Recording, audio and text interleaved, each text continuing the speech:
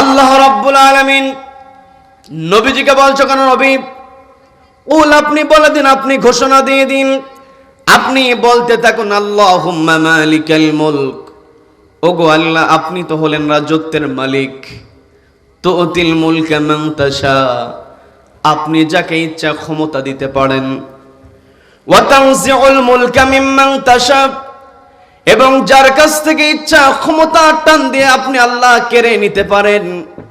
এই পৃথিবীতে আল্লাহ রাব্বুল আলামিন যখন কাউকে রাজত্ব দিয়ে দেন, রাজত্ব পাওয়ার পরে কেউ যদি নাফরমানি করে, রব্বুল আলামিন টান দিয়ে তাকে ক্ষমতা থেকে নামায় দেন। কথা বলেন ঠিক কিনা?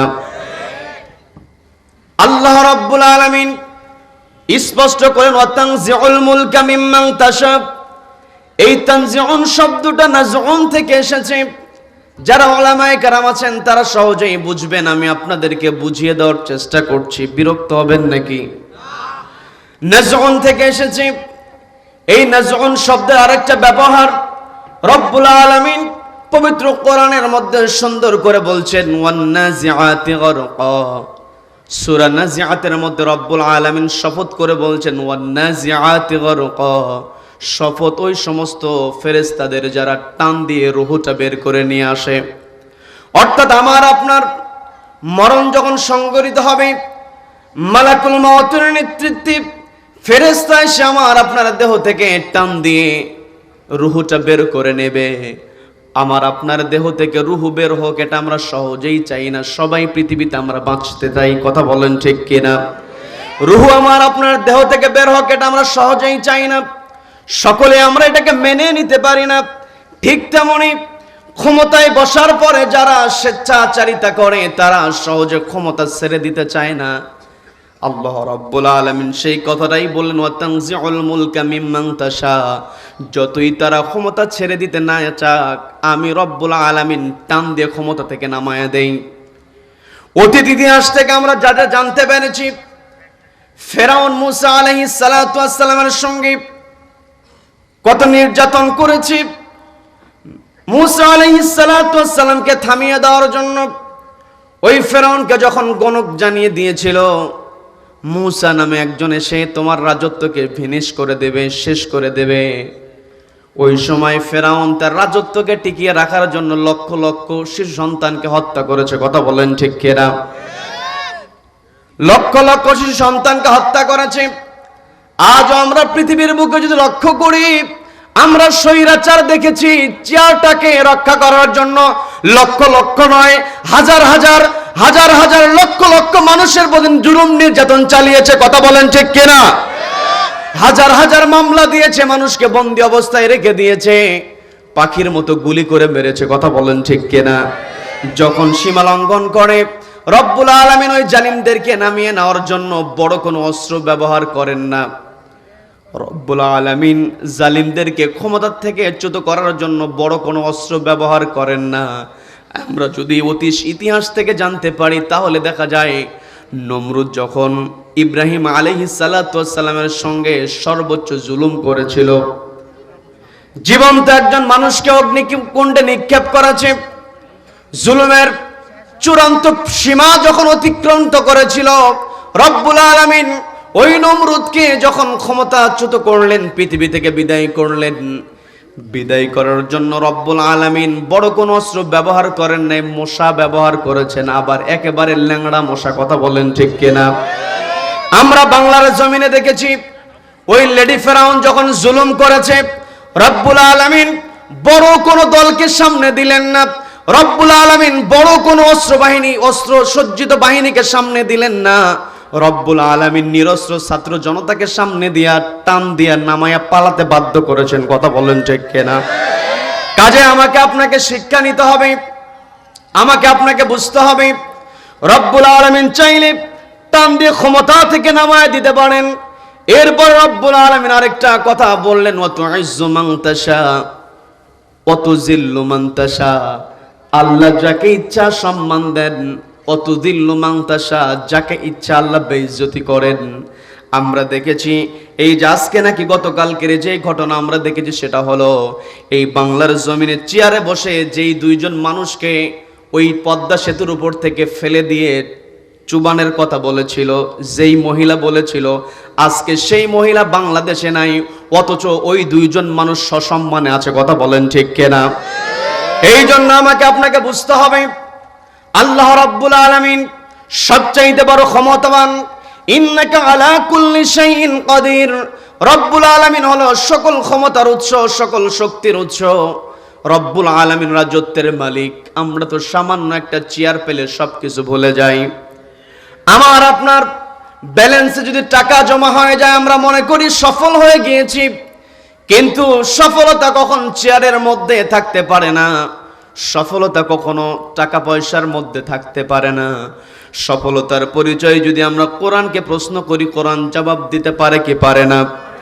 পবিত্র কোরআনের 3 নম্বর সূরা, সূরা আলে ইমরানের 185 নম্বর আয়াতে রব্বুল আলামিন সুন্দর করে জানিয়ে দিচ্ছেন, ফামান যুহযিহা আনিন নারি ওয়া উদখিলাল জান্নাতা ফাকাদ ফাজ।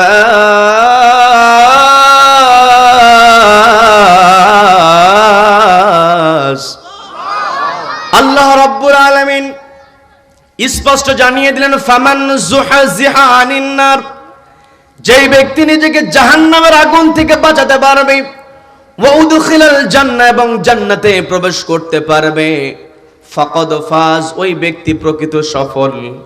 তার মানে আমি আপনি তখনই সফল হতে পারবো যখন নিজেকে জাহান্নামে যাওয়ার কর্মকাণ্ড থেকে দূরে সরিয়ে রাখতে পারবো। কথা বলেন ঠিক কিনা? আমি আপনি তখনই সফল হতে পারবো যখন জান্নাতে যাওয়ার কাজগুলো আমার আপনার ব্যক্তিগত জীবনে, পারিবারিক জীবনে, সামাজিক জীবনে, রাষ্ট্রীয় জীবনে, আন্তর্জাতিক অঙ্গনে যখন আমি আপনি জান্নাতের কাজ করতে পারবো, তখনই আমি আপনি জান্নাতে প্রবেশ করতে পারবো, তখনই আমি আপনি সফল হব। কথা বলেন ঠিক কিনা? এই যে আজকে আমরা কোরআনের মাহফিলে বসেছি, এই কোরআন কত বরকতপূর্ণ, এই কোরআন কত মর্যাদাপূর্ণ, এই কোরআনের পাওয়ারটা কত নবীজি সুন্দর করে জানিয়ে দিলেন। মান জাআলাহু আমামাহু কাদাহু ইলাল জান্নাহ, যেই ব্যক্তি এই কোরআনকে বানিয়ে নেবে আমামাহু, তার পথের ইমাম, তার পথ চলার নির্দেশনা, কাদাহু ইলাল জান্নাহ, এই কোরআন তাকে আল্লাহর জান্নাতে প্রবেশ করায় দেবে। বলেন না সুবহানাল্লাহ? আমি আপনি যদি জান্নাতে যেতে চাই, এই কোরআনকে মেনে চলতে হবে। এই কোরআনের বাহিরে আমার আপনারা যাওয়ার কোনো উপায় নাই। এই কোরআনে অসংখ্য আয়াতে রব্বুল আলামিন আমাকে আপনাকে গাইডলাইন দিয়েছেন, নির্দেশনা দিয়েছেন। আমি আমার আলোচনার সূচনায় পবিত্র কোরআনের 59 নম্বর সূরা, সূরা হাশরের 18 নম্বর আয়াতে কারিমা তেলাওয়াত করেছি। এর সঙ্গে আরেকটি সূরা, সূরা 33 নম্বর সূরা, সূরা আল আহজাবের 21 নম্বর আয়াতে কারিমা তেলাওয়াত করেছি। এই দুই আয়াতকে সমন্বয় করে কিছু কথা রব্বুল আলামিন আমাকে আমল করার নিয়তে বলার এবং আপনাদেরকে শোনার তৌফিক দান করুন। বলেন আমিন। সম্মানিত দ্বীনি ভাইরা, আল্লাহ রব্বুল আলামিন পবিত্র কোরআনের 59 নম্বর সূরা, সূরা হাশরের 18 নম্বর আয়াতে শুধু ঈমানদারদেরকে ডাক দিলেন। পবিত্র কোরআনের অনেক জায়গায় রব্বুল আলামিন গোটা মানব জাতিকে ডাক দিয়েছেন, কিন্তু এই জায়গাতে রব্বুল আলামিন সুন্দর করে বলছেন, ইয়া আইয়ুহাল্লাযীনা আমানুত্তাকুল্লাহা ওয়াল তানজুর নাফসুম মা কদ্দামাত লিগাদিন ওয়াত্তাকুল্লাহ।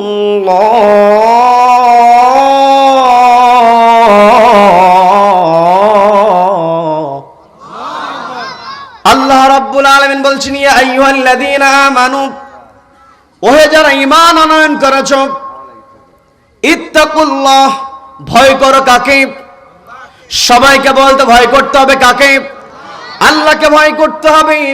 আল্লাহ ঈমানদারদেরকে ডাক দিয়ে বললেন, ইয়া আইয়ুহাল্লাযীনা আমানু, ও ইউ হু হ্যাভ বিলিভড, তোমাদের মধ্যে যারা বিশ্বাস স্থাপন করেছো, ইত্তাকুল্লাহ, আল্লাহর উপরে তোমাদের ভরসা রাখতে হবে, আল্লাহকে তোমাদের ভয় করতে হবে। এরপরে রব্বুল আলামিন যেই কথা বললেন, ওয়াল তানজুর নাফসুম মা কদ্দামাত লিগাদ, খুবই গুরুত্বপূর্ণ কথা। ওয়াল তানজুর, আল্লাহ বললেন তোমাদেরকে নজর করা উচিত, তোমাদের চিন্তা করা উচিত। ওয়ালতানজুর নাফসুন, প্রত্যেকটা নাফসের চিন্তা করা উচিত।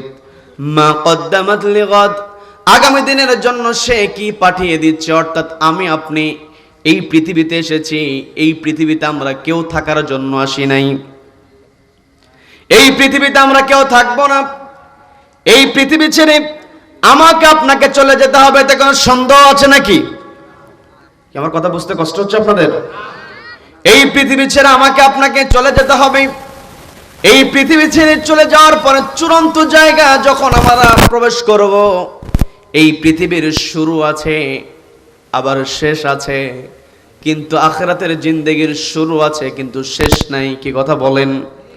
আল্লাহ সেই কথা বললেন, ওয়ালতানজুর নাফসুম মা কদ্দামাত লিগাদ, প্রত্যেকটা নাফসের চিন্তা করা উচিত, ভাবনা করা উচিত। মা কদ্দামাত লিগাদ, আগামী দিনের জন্য সে কি পাঠিয়ে দিচ্ছে, কি জমা করছে।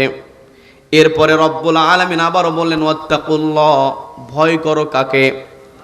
শুরুতে আল্লাহ বলেছেন ওয়াত্তাকুল্লাহ, আবার আমাকে আপনাকে ভবিষ্যৎ নিয়ে চিন্তা করার কথা বলার পরে আল্লাহ রব্বুল আলামিন আবারও বললেন ওয়াত্তাকুল্লাহ, আল্লাহকে ভয় করো।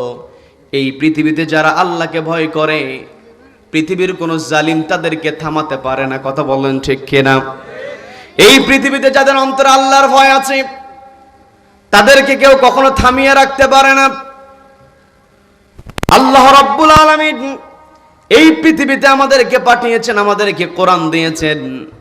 এই কোরআনকে সামনে রেখে যখন আমি আপনি চলবো, এই কোরআন যখন আমার আপনার সিনার মধ্যে থাকবে, এই কোরআনের বিধান যখন আমার আপনার জিহনের মধ্যে থাকবে, এই কোরআন মানতে গিয়ে যত বিপদ আমার সামনে আসুক না কেন, এই কোরআন মানতে গিয়ে আপনার সামনে যত বড় বিপদ আসুক না কেন, আপনি যদি সত্যিকারে আল্লাহকে ভয় করে কোরআনকে সামনে রেখে চলতে পারেন, পৃথিবীর কোন শক্তি আপনাকে কখনো পরাস্ত করতে পারবে না। কথা বলেন ঠিক কিনা?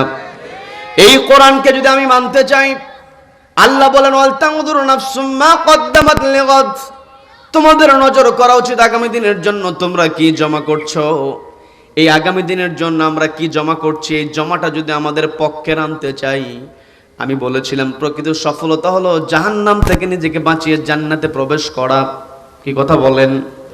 জান্নাতে প্রবেশের যোগ্যতা যদি আমরা অর্জন করতে চাই, আমি আরেকটা আয়াতে কারিমা তেলাওয়াত করেছি, সূরা আহজাবের 21 নম্বর আয়াতে কারিমা, খুবই পরিচিত আয়াত।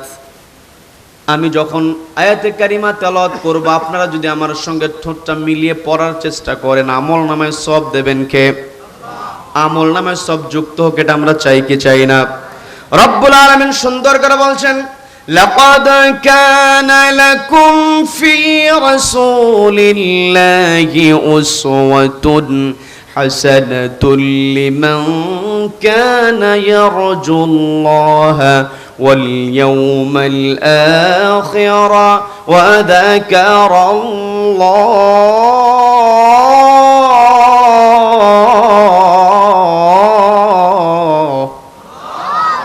আল্লাহ রাব্বুল আলামিন বলছেন লাকাদ কানা লাকুম ফি রাসূলিল্লাহি উসওয়াতুন হাসানাহ, নিশ্চয় আমি তোমাদের জন্য নবীজির মধ্যে রেখে দিয়েছি উত্তম আদর্শ। উসওয়াতুন হাসানাহ, নবীজি ছিলেন উত্তম আদর্শের অধিকারী, উত্তম চরিত্রের অধিকারী। আল্লাহ বললেন ফি রাসূলিল্লাহ, এখানে ওলামায়ে কেরাম আছেন, তারা সহজেই বুঝতে পারবেন। আমি আপনাদেরকে বোঝানোর চেষ্টা করছি, সেটা হলো আল্লাহ কিন্তু এখানে বলেন নাই ফি মুহাম্মদ ইবনে আব্দুল্লাহ, আল্লাহ বলেছেন ফি রাসূলিল্লাহ, রাসূলের মধ্যে আমি তোমাদের জন্য উত্তম আদর্শ ঢুকিয়ে দিয়েছি। এখন আমি যদি আপনাদেরকে প্রশ্ন করি, নবীজি আনুষ্ঠানিকভাবে জিবরিল আমিনের সঙ্গে নবীজির যখন সাক্ষাৎ হয়েছিল হেরা গুহায়, ওই সূরা আলাকের আয়াতগুলো নিয়ে যখন জিবরিল আমিন নবীজির সঙ্গে সাক্ষাৎ করেছিলেন, সেই দিন নবীজির বয়স ছিল কত? একজন মানুষ কত বয়স ছিল বলেন? 40 বছর বয়স। এখন আমি যদি আপনাদেরকে আরেকটা প্রশ্ন করি, নবীজি তার প্রতিবেশীদের কাছ থেকে একটা উপাধি পেয়েছিলেন। নবীজির একটা উপাধি ছিল আল আমিন। নবীজি আল আমিন উপাধি পেয়েছিলেন 40 বছর বয়সের আগে না পরে? সবাইকে বলতে হবে আগে না পরে? নবীজি তার উপাধি পেয়েছেন আল আমিন ফি রাসূলিল্লাহ। আল্লাহ বললেন লাকাদ কানা লাকুম ফি রাসূলিল্লাহি উসওয়াতুন হাসানাহ, নিশ্চয় আমি রাসূলের মধ্যে তোমাদের জন্য উত্তম আদর্শ রেখে দিয়েছি। নবীজি রাসূল হয়েছেন 40 বছর বয়সে, আর আল আমিন উপাধি পেয়েছেন তার পূর্বে। বলেন না সুবহানাল্লাহ।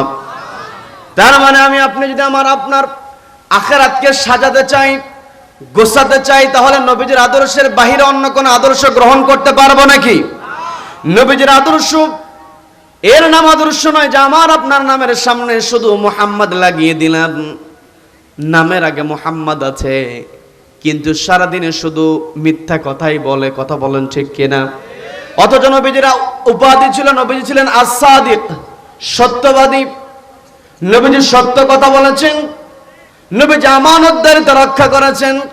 কিন্তু কষ্ট নিয়ে বলতে হয়, আমরা সারাটা দিন যখন কথা বলি, বাটি চালান দিয়েও সত্য কথা খুঁজে পাওয়া যায় না, কিন্তু নামের সামনে বড় করে মুহাম্মদ লিখে রেখেছি। কি কথা বলেন? এই যে নামের সামনে মুহাম্মদ লাগিয়ে মিথ্যা কথা বলি, এটা সবচেয়ে বড় মুনাফিকি। কথা বলেন, কি কথা বলেন? মুনাফিকি বৈশিষ্ট্য যদি আমার আপনার ভিতরে থাকে, কোশ্চেন কালেও জান্নাতে প্রবেশ করতে পারবো না। আর জান্নাতে প্রবেশ করতে না পারলে দুনিয়াতে যত বড় বিল্ডিং এর মালিক আমি হই না কেন, যত বড় চেয়ারের মালিক আমি হই না কেন, যত সুন্দর গাড়ি আমার থাকুক না কেন, জান্নাতে প্রবেশ করতে না পারলে এগুলো কোনো কাজে আসবে না। কিয়ামতের কঠিন ময়দানে রব্বুল আলামিন আমলনামা দেখবেন, এই পৃথিবীতে আমি কোন কাজগুলো করছি, কোথায় কি করছি, সব কিছু লিখিত হচ্ছে। এতে কোনো সন্দেহ আছে নাকি?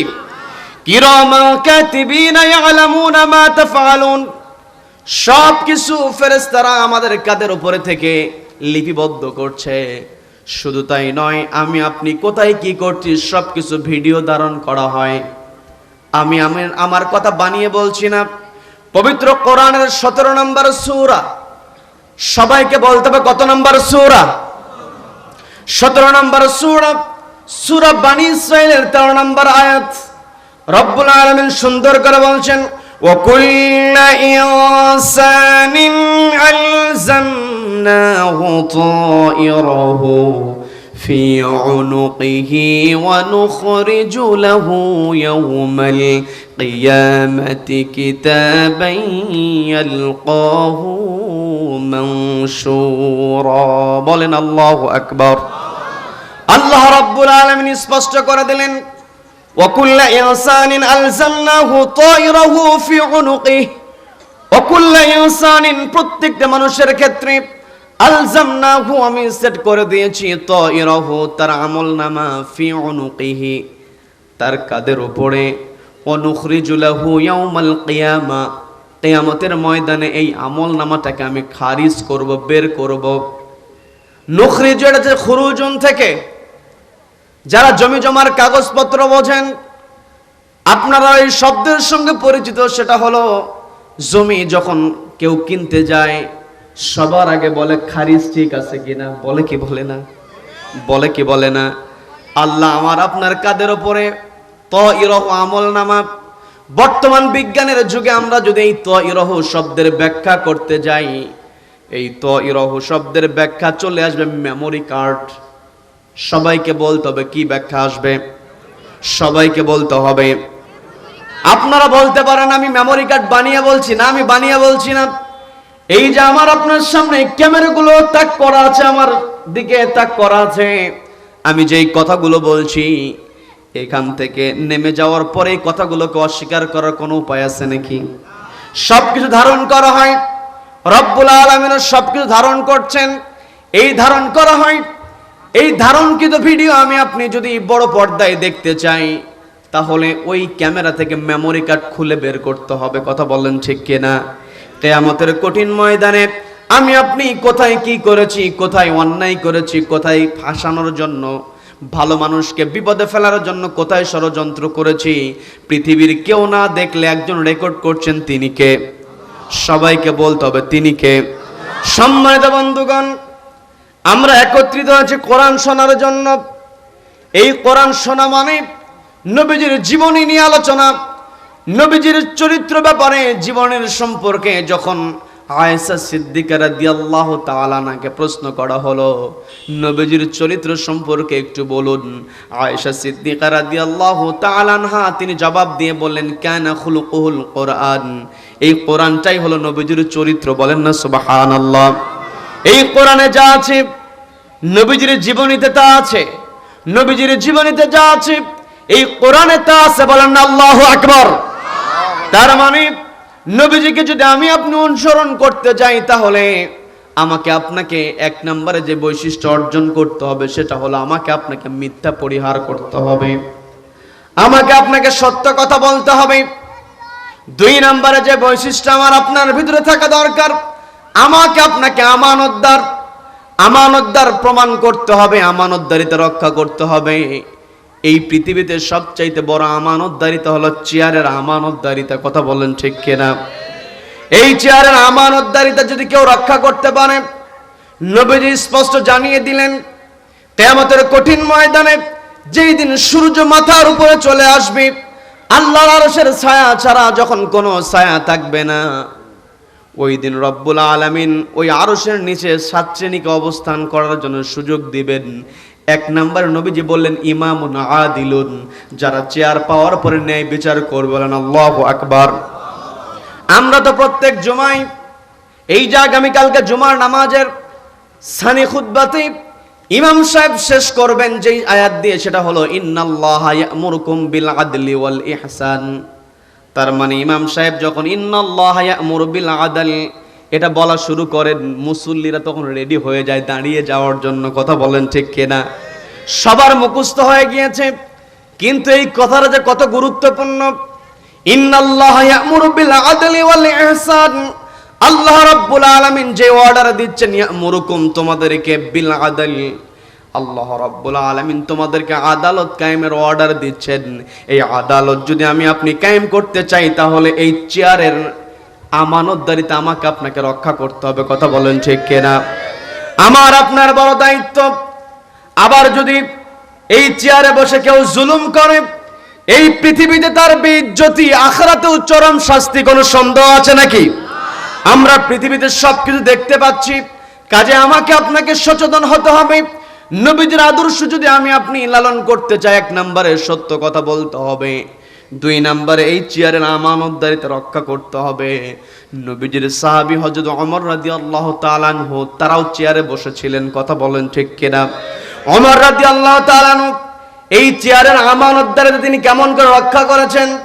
একদিন হযরত ওমরের দরবারে 2 জন বালক, সবাইকে বলতে হবে কয়জন বালক? 2 জন বালক একজন যুবককে টেনে হিঁচড়ে হযরত ওমরের দরবারে হাজির করলেন। হযরত ওমর ওই 2 বালককে প্রশ্ন করছেন, কি ব্যাপার, তোমরা 2 জন মিলে টেনে হিঁচড়ে যুবককে কেন এখানে হাজির করেছো, এর কারণটা কি? জবাব দেওয়া হলো, আমিরুল মুমিনিন, আপনার কাছে অভিযোগ দিতে এসেছি, ন্যায় বিচারের জন্য এসেছি। কারণ এই যুবক আমাদের পিতাকে হত্যা করেছে, আমাদেরকে ইয়াতিম বানিয়ে দিয়েছে। আমরা এসেছি আপনার কাছে ন্যায় বিচারের জন্য। হযরত ওমরের কাছে ন্যায় বিচার আছে না নাই? সবাইকে বলতে হবে ন্যায় বিচার আছে না নাই? হযরত ওমর রাদিয়াল্লাহু তাআলা তিনি ন্যায় বিচার কায়েম করেছিলেন একটি কিতাব দিয়ে। সেই কিতাবের নাম কি? সবাইকে বলতে হবে কিতাবের নাম কি?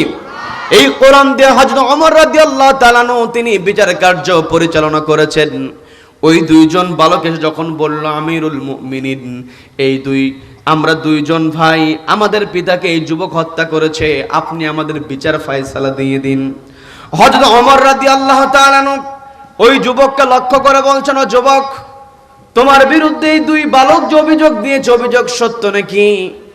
এই অভিযোগ কি আসলে সত্য নাকি? প্রশ্ন করার সঙ্গে সঙ্গে যুবক কোনো প্রকার দ্বিধা ছাড়া সরাসরি বলে দিয়েছে, হ্যাঁ, আমি এদের পিতাকে হত্যা করেছি। যখন ওই যুবক স্বীকারোক্তিমূলক জবানবন্দি দিয়েছে, হযরত ওমর একটু অবাক হয়ে গেলেন।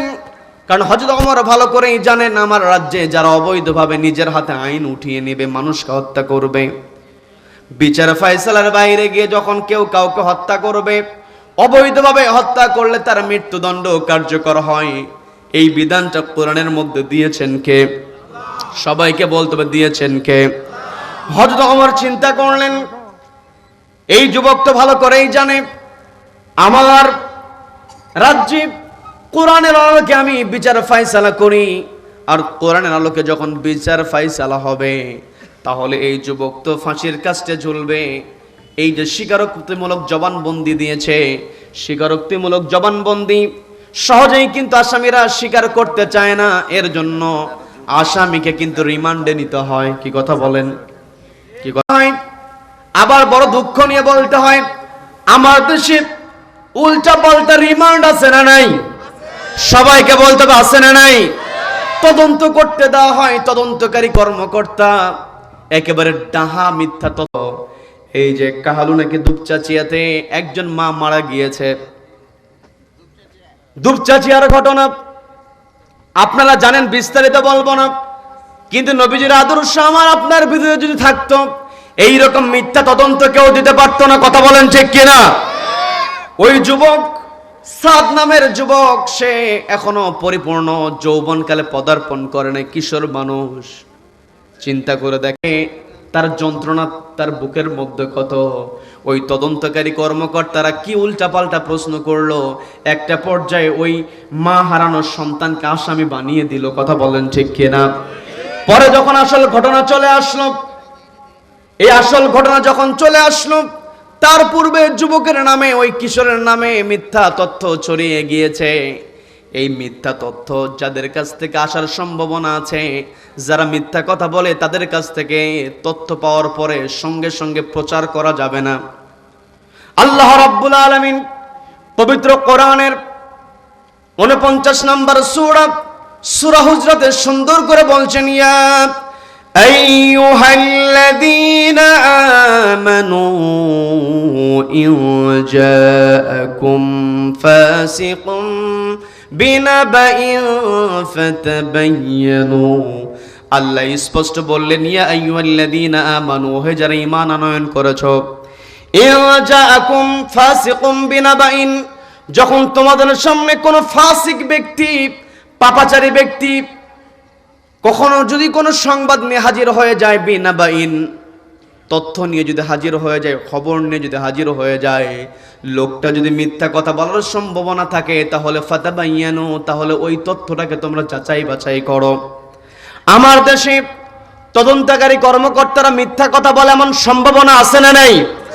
এমন সম্ভাবনা থাকার পরেও আমার দেশের সাংবাদিকেরা ওই সাদের ঘটনাকে ফলাও করে প্রচার করেছে। আমার দেশের সাংবাদিকেরা দীর্ঘদিন তারা হলুক সাংবাদিকতা করার কারণে এই জালিম দীর্ঘদিন এই দেশের মধ্যে জুলুম করতে পেরেছে। কথা বলেন ঠিক কিনা? আজকে সাংবাদিকেরা যদি আমানতদারিতা রক্ষা করতে পারত, ওই সাংবাদিকদের নামের সামনে দেখবেন মুহাম্মদ আছে, কিন্তু হলুদ সাংবাদিকতা করে আছে না নাই? আজকে আমার দেশে মিথ্যা তদন্ত রিপোর্ট যারা দিয়ে দেয়, এদের বিরুদ্ধে যদি শক্ত শাস্তির ব্যবস্থা করা হতো, তাহলে কোন তদন্ত কর্মকর্তার পক্ষে মিথ্যা তথ্য দেওয়া সম্ভব হতো না। কথা বলেন ঠিক কিনা?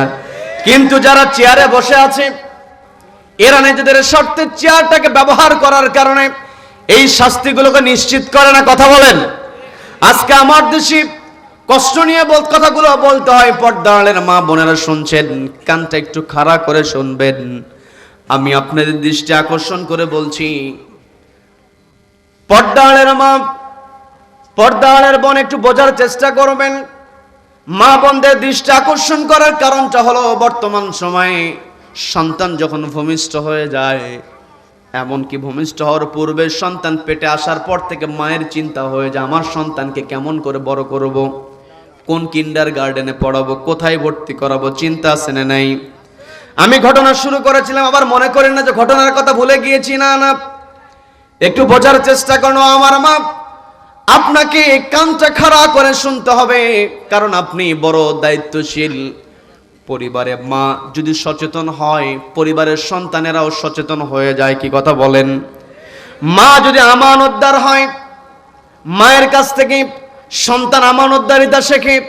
মা যদি সত্য কথা বলে, মা সন্তানের কাছে সত্য বলা শেখে। মা যদি কোরআন তেলাওয়াতকারিনী হয় তাহলে সন্তান মায়ের কাছ থেকে কোরআন তেলাওয়াত করতে শেখে। মা যদি নামাজি হয়, মাকে দেখে দেখে 2.5 বছরের সন্তানও নামাজ পড়ে। কথা বলেন ঠিক কিনা? প্রায় জায়গাতে আমি একটা কথা বলে থাকি, সেটা হলো আমরা লক্ষ্য করে দেখেছি কোন পরিবারে মা যদি নামাজি হয়, ওই মায়ের যদি 2 বছর 2.5 বছরের ছোট্ট বাচ্চা থাকে, প্রত্যেক দিন ওই ছোট বাচ্চা লক্ষ্য করে আমার মা ওযু বানিয়ে যায় নামাজ বিছিয়ে নামাজ আদায় করে। ছোট্ট মানুষ কোন নামাজের কোনটা রুকু, কোনটা সিজদা, কোনটা বৈঠক ছোট্ট মানুষ বোঝে না, কিন্তু প্রত্যেক দিন মাকে দেখে তার একটা বিষয় তার হৃদয়ে টান লেগে যায়, হৃদয়ের মধ্যে আঁখ ফেলে দেয়। সেটা হলো মা প্রত্যেক দিন নামাজের সময় কপালটাতে মাটি থেকে ঠেকিয়ে দিয়ে সেজদা দেয় কাকে? সবাইকে বলতে হবে সেজদা দেয় কাকে? মা তার কপালটাকে মাটিতে ঠেকিয়ে দেয়। ছোট্ট শিশু প্রত্যেক দিন দেখতে দেখতে এমন কাণ্ড ঘটিয়ে দেয়, মা ওযু বানিয়ে জায়নামাজ বিছিয়ে দিয়েছে, মা জায়নামাজে দাঁড়াবে, মাকে সুযোগ না দিয়ে 2 বছরের ছোট্ট বাচ্চা তাড়াহুড়া করে জায়নামাজে সেজদা দেওয়া শুরু করে। কথা বলেন ঠিক কিনা? এখন মা আপনাকে আমি দৃষ্টি আকর্ষণ করে বলছি, আপনি যদি আপনার সন্তানের সামনে নামাজ না পড়েন, আপনার সন্তান নামাজ কেমন করে শিখবে? কি কথা বলেন? বর্তমান সময় মা বোনদের লক্ষ্য করা যায়, সেটা হলো সন্তান যদি ক্লাসে প্রথম হতে পারে, সন্তান যদি ক্লাসে দ্বিতীয় হতে পারে, তৃতীয় হয়ে গেলে মা যেখানে সুযোগ পায় সেখানে গল্প করা শুরু করে, আমার মেয়ে ক্লাসের মধ্যে ফার্স্ট হয়েছে, 200 জন ছাত্র ছাত্রীর মধ্যে আমার ছেলে তৃতীয় হয়েছে। এই রকম প্রশংসা মাদের মুখে আসে না নাই? সারাক্ষণ প্রশংসা করে। সন্তান যদি ইউনিভার্সিটিতে চান্স পেয়ে যায়, সন্তান যদি ভালো চাকরি পেয়ে যায়, বড় চেয়ারে বসতে পারে, বিসিএস পরীক্ষা দিয়ে ভালো ফলাফল করেছে, বড় চেয়ারে বসেছে, বাবা মা প্রশংসা করে বলে আমার সন্তান তো অফিসার হয়ে গিয়েছে, এসপি হয়েছে, ডিসি হয়েছে, ইওনও হয়েছে, বড় গল্প নিয়ে বড় বুকটা উঁচু করে বলে, বুকটা ফুলে যায়।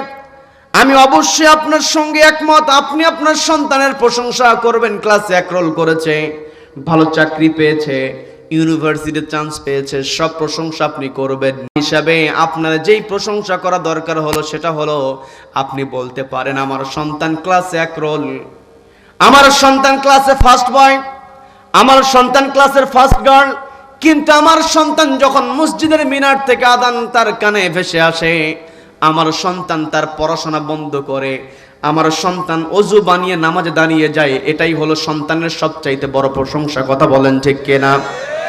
আপনার প্রশংসা এমন হতে হবে, আমার ছেলে ইচ্ছা করলে কলমের খোঁচা দিয়ে লক্ষ লক্ষ টাকা ইনকাম করতে পারে, সেই চেয়ারে আমার সন্তান বসার যোগ্যতা অর্জন করেছে, কিন্তু ছোট্ট থেকে আমার সন্তানকে আমি এমন শিক্ষা দিয়েছি, আমানতদারিতে বুঝিয়ে দিয়েছি, সত্য বলা বুঝিয়ে দিয়েছি, প্রকৃত সফলতা আখিরাতে এটা বুঝিয়ে দিয়েছি, যার কারণে লক্ষ কোটি টাকা ঘুষ খাওয়ার অফার থাকার পরও আমার সন্তান ঘুষ খায় না। কি কথা বলেন?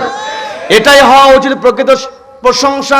কিন্তু আজকে আমি আপনি প্রকৃত প্রশংসা করতে পারছি না, যার কারণে সন্তান বড় বড় সার্টিফিকেট অর্জন করছে। এখানে মুরব্বীরা বসে আছেন, তারা আমার সঙ্গে একমত হবেন, তারা যখন ছোটবেলায় ছিলেন এলাকা ঘুরে ঘুরে তন্ন তন্ন করে খুঁজে ডিগ্রি পাস মানুষ খুঁজে পাওয়া যেত না। কথা বলেন ঠিক কিনা? কেউ যদি ডিগ্রি পাস করে থাকে সবাই তাকে দেখার জন্য সিরিয়াল ধরেছে। কি কথা বলেন?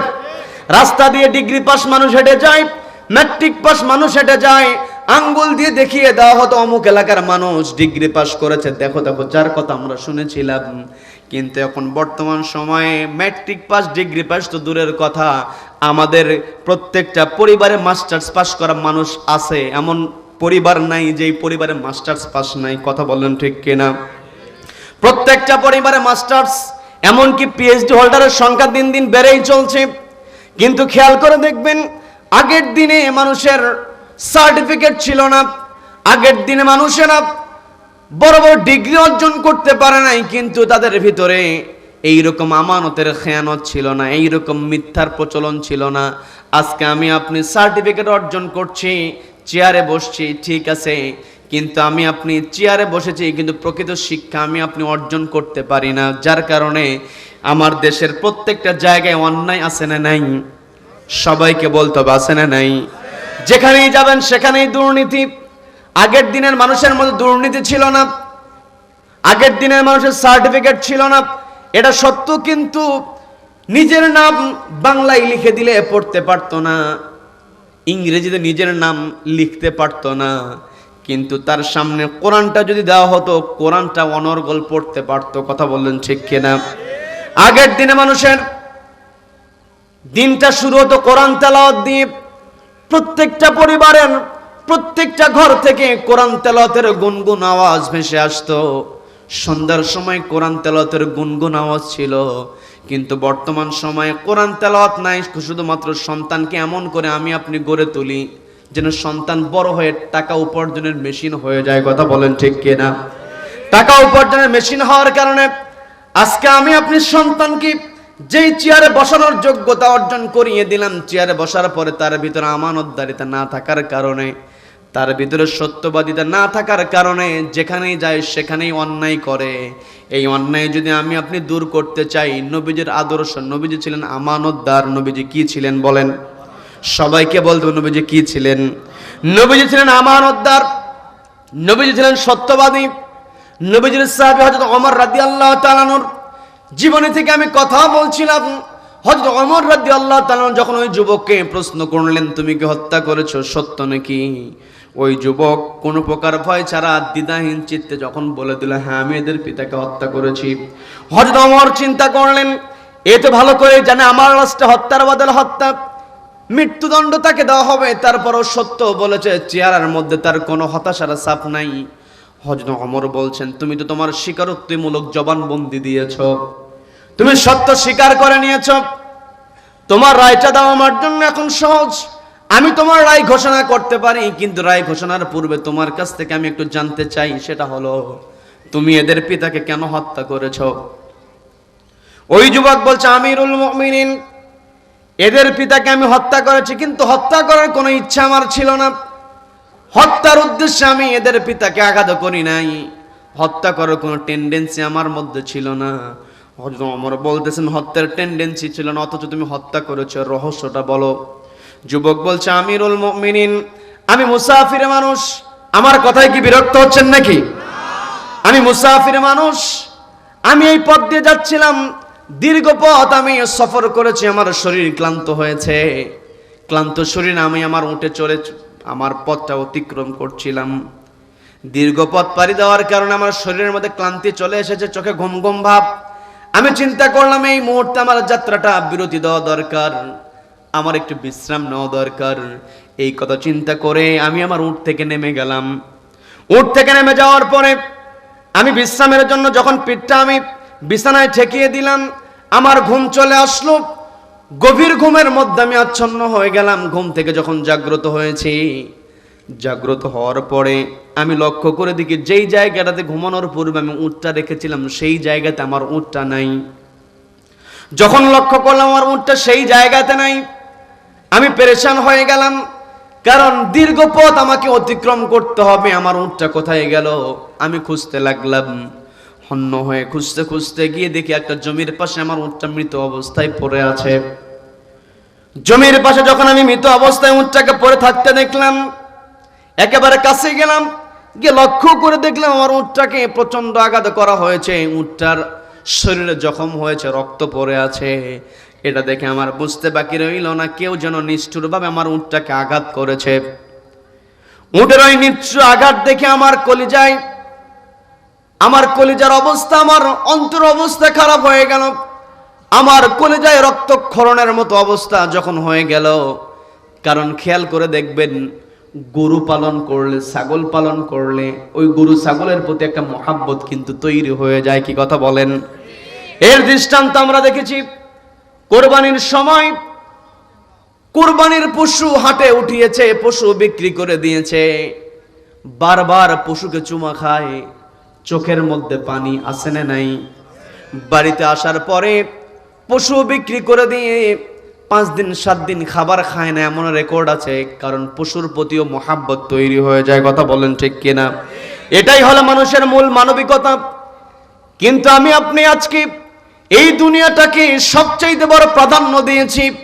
দুনিয়ার টাকা পয়সা, অর্থকড়ির নাম যশ খ্যাতিকে প্রাধান্য দেওয়ার কারণে আমাদের হৃদয়ে আর টান লাগে না আবেগ কাজ করে না। বন্ধুগণ, আমি যে কথাই ছিলাম, যখন ওই উটের ঘটনা যখন যুবক বলতেছিল, আমি যখন আমার উটটাকে রক্তাক্ত দেখলাম, আমার কলিজা ফেটে যাওয়ার মতো অবস্থা, আমার হৃদয়ে রক্তক্ষরণ।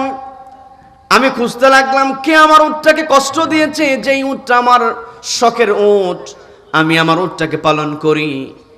আমার উটের সঙ্গে কত সখ্যতা, কারণ তৎকালীন সময়ে তো এরকম গাড়ি ঘোড়া ছিল না। তৎকালীন সময়ে গাড়ি ঘোড়া বলতে ছিল উট, ঘোড়া আর গাধা, এগুলোই ছিল বাহন। কথা বলেন ঠিক কিনা? বর্তমান সময়ে আমাদের যাদের গাড়ি আছে, গাড়ির প্রতি আমাদের ভালোবাসা আছে না নাই? ওই যুবকের ওটা পালিত প্রাণী আবার বাহন। ওই যুবক যখন দেখলো আমার উটটাকে কে যেন আঘাত করেছে, কষ্ট দিয়েছে, যুবক সে খুঁজতে লাগলো কে আমার উটটাকে আঘাত করলো, তার সঙ্গে আমি মোকাবেলা করব। যুবক খুঁজতে খুঁজতে যখন জানতে পেরেছে এই উটটাকে হত্যা করেছে এই দুইজন বালকের পিতা, যুবক বলছে আমিরুল মুমিনিন, আমি খুঁজতে খুঁজতে যখন জানতে পারলাম এই দুই বালকের পিতা আমার উটটাকে হত্যা করেছে, আমি সরাসরি গিয়ে তাকে প্রশ্ন করলাম, তুমি কেন আমার উটটাকে হত্যা করেছো? আমার উটকে অপরাধ করেছিল যার কারণে তুমি আমার উটকে আঘাত দিয়েছো?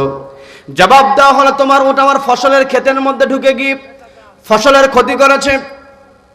আমি বললাম, তোমার ফসলের ক্ষতি হয়েছে, তুমি চাইলে আমার উটটাকে বেঁধে রেখে আমার কাছ থেকে ক্ষতিপূরণ চাইতে, আমি তোমাকে ফসলের ক্ষতিপূরণ দিয়ে দিতাম, কিন্তু তুমি আমার উটটাকে এমন কষ্ট দিয়েছো, না জানি আমার উটের কত যন্ত্রণা হয়েছে, এত জোরে তুমি আঘাত করেছো, না জানি আমার উট কত যন্ত্রণায় ছটফট করেছে।